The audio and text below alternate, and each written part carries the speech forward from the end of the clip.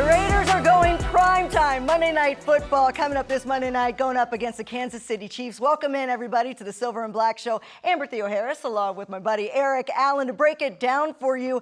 And Eric, this is a Chiefs team that is 3-1. They have beaten some very good teams, including just recently the Tampa Bay Buccaneers, that has a very good defense. Yeah, much respect for this Chiefs football team. We thought they were going to fall off a little bit, right? You know, with all the changes this year. But here's this guy, one of a kind, right? I was trying to kind of figure out who he reminds me of, and I got to go all the way back to like Roger Staubach or somebody. You know, I mean, he's so unique, gets it done in so many ways.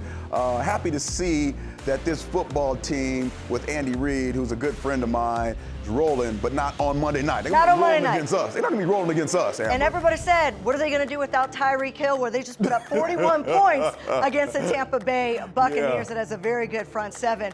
And so now it is a test for the Raiders, because there have been some very good players on this Chiefs team without Tyreek Hill. Of course, they still have Travis Kelce, who's had 27 receptions, leading tight ends, 324 yards. Don't sleep on Clyde Edwards-Helaire. I'm not He sleeping. is a guy that can catch the football. Yes, out the all of their backfield. running backs. Their running backs and their tight ends right now. Very versatile. They're their leading receivers. And they do an outstanding job of kind of taking over, right? Especially on those broken plays. And Kelce is just so good. I mean, his lateral movement, the way he gets it done, his route running, and then the relationship between him and Mahomes just seems like they're brothers from another mother. Yeah, they've been together a long time. They've done a lot of damage. And it all goes through number 15. It starts and ends with being able to contain Patrick Mahomes. And that's not easy to do, because nobody is better outside of the pocket of extending plays than Patrick Mahomes. Man, one of the best all time, right? When we start talking about him outside the pocket, making plays for his football team, the scramble drills, all that stuff, it is incredible what he's been able to accomplish. We're going to show you here a little bit about what it's like to really take a shot at the scramble drill. And obviously the scramble drill is going to come later, but right now, West Coast offense, we've got what we call a snag route. It's going to be a route here on the front side. You're going to get the back out to the flat, going to get a curl, then we're going to get a 7. On the back side, Juju Smith's supposed to run that dig route, then Kelce's going to clear out. That's the way the route is supposed to be, right? Supposed to. Yeah, it's supposed to be. But look at this right here. He's looking at Juju, but you know what? You know who's looking at him? A safety and a linebacker. Look at him. Great job doing the coverage. Here's where the chaos begins. Scramble drill. So these receivers know, you know what? My man's scrambling. I need to get to a place where I can get open. So I'm going to spin. I'm going to go. And again, defensively, you got to know the rules, right? Push him out of bounds. We can do that when he's outside the pocket. We don't get it done. And again, Patrick Mahomes makes magic. It's not going to happen against us because we know the rules, right? We're going to get those guys out of bounds, know the rules. And again, look at the arm angle. But if it helps you, you have to know the rules on defense. Get those guys out of bounds, hit them, bump them a little bit. Up front, obviously, you want to get a sack, right? If you're Big Max or some of our other players. But then it's so important to understand the rules on these scramble drills, because we're going to see it probably 4 or 5 times a game. And that's scripted somewhat. That chaos is actually scripted. They practice those scramble drills, and that's why they're very successful. Like you said, know the rules. Also, you can get very handsy once he's outside the pocket. Amber, get physical. Get them out of bounds, because if you get the receivers out of bounds, they can't come back in and be the receiver. And then you as a defender can come and help somewhere. Go find somebody else. That's right. All right, here's Patrick Mahomes on facing the Raiders. Yeah, you know it's going to be a battle every single time. It's going to be both teams trying to play their best football. It's a true rivalry. We know that it doesn't matter what the records are. You're going to go out there and play. It's going to be a dogfight. And they had a great football team. I mean, their record, they don't have the best record, but every game they've been in the game or been leading the game at certain points. So we understand it's going to be a great challenge for us. And especially Monday night at Arrowhead, we want to go out there and find a way to win.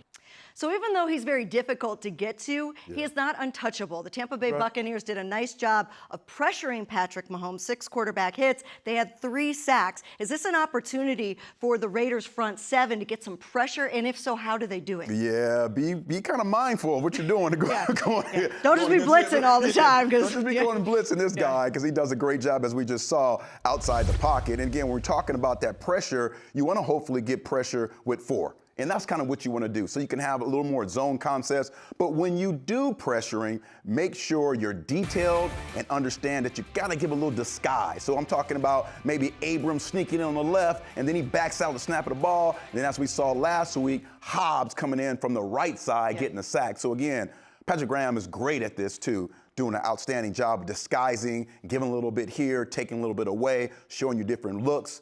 And Mahomes has seen them all, but it's the timing of the blitzes that are so important with our defense. One of the things that the Raiders defense is going to have to do a lot better is play better red zone defense. Right now, the Chiefs' red zone offense, top 4 in the NFL. How do you defend Patrick Mahomes inside the red zone? We did see you got to push them out of bounds, right? Those receivers. Saw that. What else? How does it change though? Amber, the first thing, don't let them down there. Hey, it's simple. It's not hard. Don't let them down there. Okay. But it's so important that this football team has an identity of physical nature. Don't let them just be able to hand the ball off, run the screens. Be mindful of the screen game.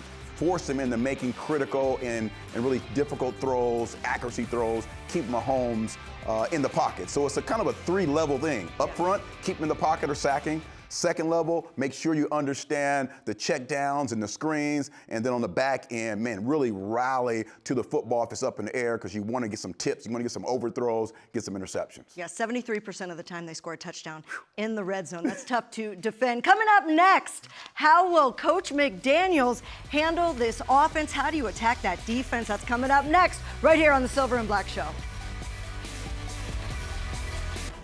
The Silver and Black Show is brought to you by Cox, proud partner of the Las Vegas Raiders. Allegiant, the official airline of the Las Vegas Raiders. Low fares, non-stop flights. Book now only at Allegiant.com. 1800, the best taste in tequila and official partner of the Raiders. Adams leading receiver, 5 grabs, 60 yards for the Raiders. Hand off to Jacobs, cuts back inside, spins away from Griffin at the 40, off the tackle 45, cross midfield, Jacobs at the 30, 25-20, and Stearns rides into the turf down inside the red zone. Josh Jacobs gets a congratulations from Max Crosby, because that could have been broken down for a 2-yard gain. Instead, it goes for 32. We have to play a complementary game. We have to somehow, some way get control of the game, which means we have to play well early. They've had a couple games where they've been up 20 points in the second quarter, and then the game becomes really a passing game, for the offense. So we can't allow that to happen. We got to be ready to go right from the opening kickoff, and we have to jump in. We're not dipping our toe in the water. Try to gain some control of the game, some control of the line of scrimmage. And then force them to play both our run game and our pass game as we go throughout the course of the game. Josh McDaniels talking about going up against the Kansas City Chiefs, #1 ranked rush defense in the NFL. Welcome back to the Silver and Black Show. A little bit of a misleading stat. Not a lot of teams have tried to run often on them, but still when they have limited these top rushers in the NFL. Take a look at what this Chiefs defense has done. They held James Conner to just 26 yards on 10 attempts. Austin Eckler, that's a bad man right there. Austin Eckler's a bad dude. He only had so 39. Jonathan Leonard, Fournette, Amber, context, right? And our coach, Josh, kind of let us in on a little bit. When you're up so much in a team, you force a team to throw the ball and forget the run. So that's the context we're working with right here. So it's complementary football. That's kind of what we want to do here. So teams don't want the Chiefs to get out, get a turnover early, get a score, then come back, get another score. You're down 14-0. You can't afford to run the football. Yeah. Just like that's the why it's Buccaneers were in misleading. this situation the other day. Leonard Fournette could have been sitting on the bench because they had to come back. And that's the situation we don't want to be in. We want to take the fight to them. So when we come out early and hit them in the mouth, then let's see their numbers after our game. We hit them in the mouth our first 2 or 3 drives. But again, context and all of this right now, Amber. So that's the important issue about those numbers. Yes, the numbers are good, but it's all about context. If you start at the football game and you have to catch up, you're 10, 14 points down, you're not going to be able to run the football. And just as you heard our coach talk about, that's not going to be this way. This week on Monday Night Football, we're going to be out, hit them right in the mouth early on, so we don't have to worry about all that stuff. Yeah, so I was going to say, what are the Chiefs' interior linemen doing, right? They're not doing anything. It's Patrick Mahomes that's scoring the points, getting ahead. That's right. And then the other teams are forced to throw the football. So that all makes sense. But the one thing that the Chiefs' defense is doing right, their red zone defense one thing they're not doing right is they've been allowing touchdowns. Yes. Inside the red zone. They have been allowing a touchdown 80% of the time. Man, now, the Raiders, though, have not been good in the red zone. 2 weeks ago, we were 2 for 6. Last week, as you pointed out, we were 2 for 5 in the red zone. man, we got to get it done. And what do you think the issue is? Running the football on first and second down. We looked at our stats, and our team has only run the ball in the red zone twice on second down. Come on. We got Josh who's heated up, ready to roll. We got to be more efficient in the running game. Obviously, first and second down could be a huge advantage for us because two things. Josh is running with a great sense of spirit. He's explosive, running well. But not only that, guard to center to guard, playing really well in the running game right now for our football team. Andre James back. Of course, Dylan Parham, playing well, and Alex. So again, those players are playing really well. And when you're running the football as a defensive player, early in the game, you get tired of tackling guys. You know, so I'm in the huddle talking to my lineman. Hey man, you got to bring these dudes down. I don't want to tackle this guy. You know, guy's 200 pounds running at me. So again, it's really an opportunity to really run the ball early on first and second down, and then third down, obviously, throwing situations. Now you can kind of devise some stuff to get Davante Adams or Waller open. Yeah, whenever you run the football, you have to account for the running game. It's going to open up the passing game. And the good news for the passing game, Hunter Renfrow is going to be back after missing 2 games. So this will be the first time we have Hunter out there. We have Davante Adams and Darren Waller, the 3 amigos there, are going to be out there together since week 2. I tell you, this is perfect timing for this football team to get their 3 dominant positional receivers ready to play. Plus, Mac Hollins is playing really big, right? So now you have 4 guys you can get the ball to. So if you're going to double Waller, if you're going to double Davante, Hunter with just his route running in the red zone has been terrific. And then you have Hollins who can kind of go up and get the ball. So you have so many options. After you establish the running game, you can add all these things. What are they going to do? After you establish the running game, you bring that safety down to the box. They have to make a choice. Now you're dictating as an offense who are you going to cover. I can see what you're trying to do, who you're trying to double, and then go to the one-on-one. And at times, forget it. I don't care how many guys are on Davante. I'm going to give him a chance to go get it. It's a 40-inch vertical. Just throw it up in the air. Just throw it up. Just throw it up. It's like having a forward. You know, it's like having a basketball forward. Just throw it up to that power forward and let him come down with it in the red zone. All right, coming up next, we sit down with Josh Jacobs. The man is on a mission. He has been running the football, and when they do, the Raiders win.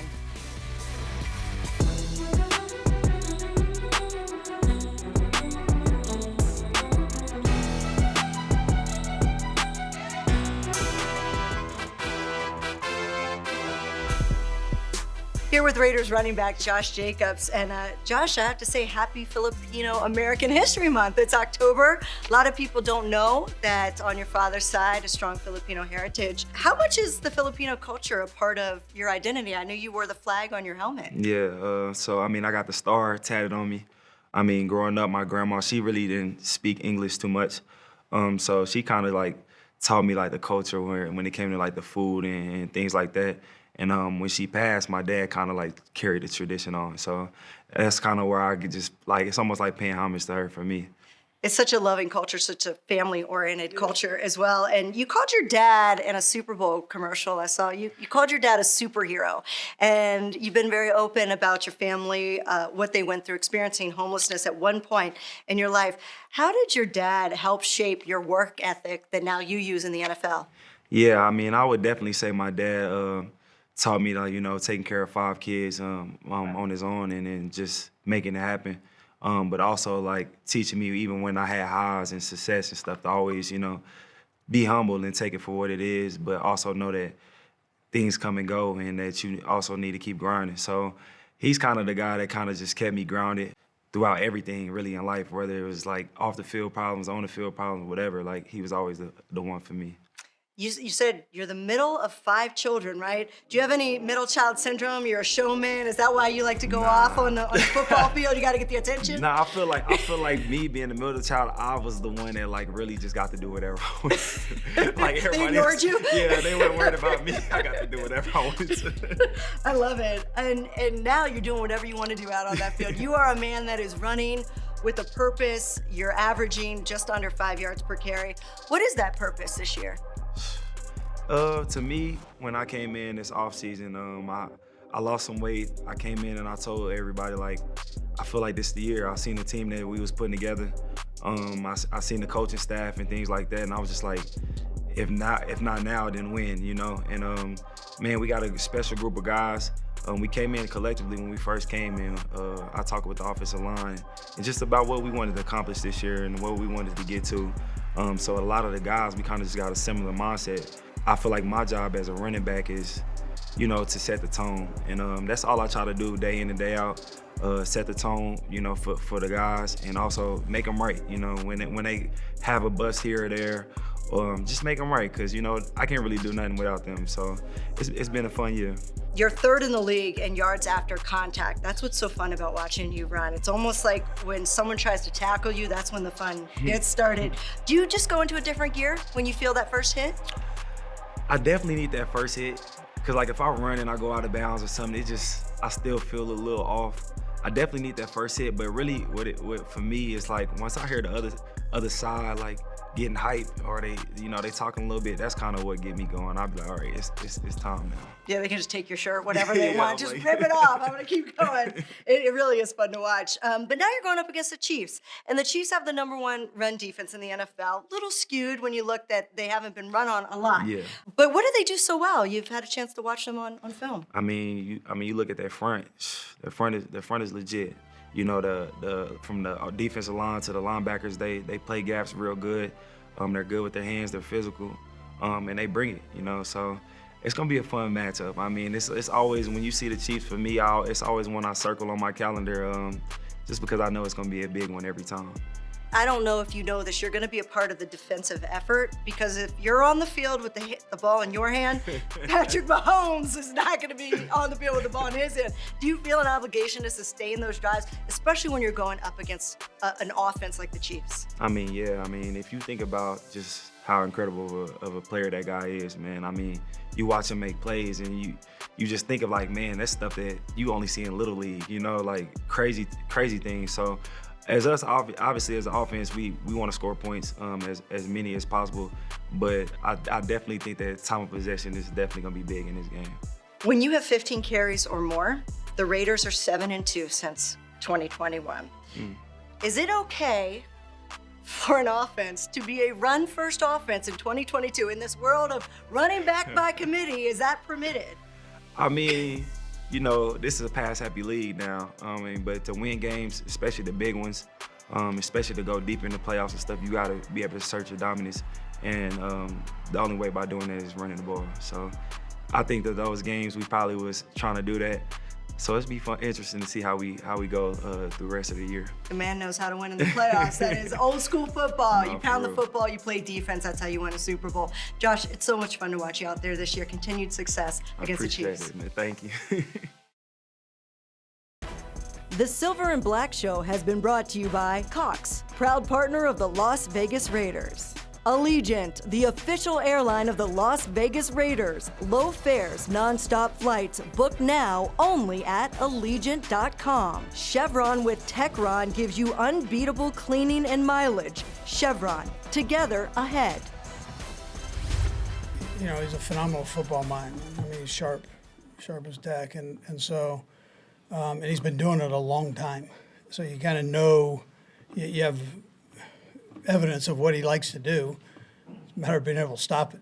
You know, that's a challenge, and he does a great job of rotating plays and players and putting people in good spots. So he's a sharp guy, though. Coach Andy Reid showing some respect to Josh McDaniels as they get ready to face off on Monday Night Football. It'll be the Raiders' first primetime matchup.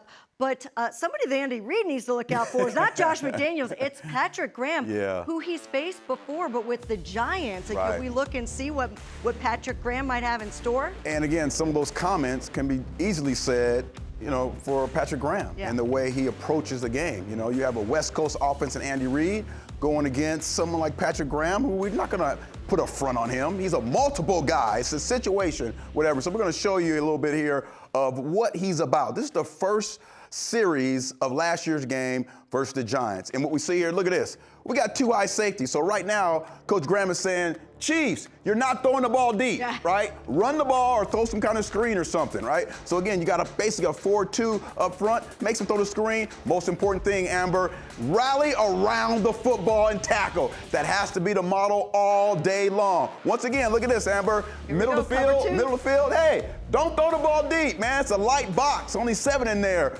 Run the football. So we run, but again, we're showing tackling. Now, the field has been taken away. Now we got a 34 defense right here. We didn't change fronts right here, right? So again, you can't go deep. So now it's a more aggressive front. We're really taking gaps, playing 2 gaps, but again, same concept with the run, attacking gangs type of defense. Now we got an obvious passing situation, 3rd down. We got 3 guys. We got a linebacker bluffing. Watch this, Amber. This is awesome. Patrick Graham rushing 3. We got 1, 2, 3, 4, 5, 6, I believe that's 7. a zone. And me and you, we're all There's a zone looking in at the there. quarterback, right? Yeah. So again, look at the quarterback, break on the ball, and if good things happen, Whoop. tips and overthrows. Patrick He's gonna Graham on that one drive, 3 different fronts, 3 styles of defense based on what we've done this year and what he did against the Chiefs last year. I think this is a possibility of what we can see on Monday Night Football. Hey, if they can hold him to 20 points, we'll take that, just like Exactly. Patrick Graham did in that Week 8 game. But take a look. We have some roster moves